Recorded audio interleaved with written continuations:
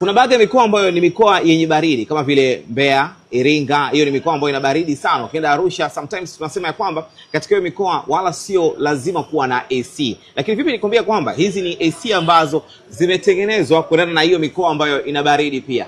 Kwa nini? Karibu na unisikilize. Hizi ambazo unaziona hapa ni AC brand ya Smart Plus, moja kati ya AC nzuri sana ambayo imetengenezwa kuendana na mazingira ya Kitanzania, mazingira ya Kiafrika. Hii hapa ni ya BTU 9, BTU 12, 18 na 24. Kwa nini nimesema kwamba hizi ni AC ambazo zimetengenezwa kuendana na hiyo mikoa ambayo ina baridi? Ukiangalia remote yake, ni remote ambayo ni portable, lakini kuna option ambazo nimezipenda sana. Kwanza kuna option ya quiet. Hii ni option ambayo inakusaidia pale ambapo ukiwa umewasha AC yako, kama uhitaji ipige kelele kabisa, basi ukibonyeza quiet itatoa tu baridi pasipo kupiga kelele. Alafu kuna option ya cool, kama ni mtu ambaye unahitaji baridi katika mikoa yenye joto. Sasa katika ile mikoa ambayo kuna baridi, najua bila shaka utakuwa unahitaji joto. Kuna option ya heat hapa. Kwa hiyo ukibonyeza heat, AC haitatoa baridi, itatoa joto fulani ku neutralize hali ya hewa katika hiyo sehemu ambayo ina baridi.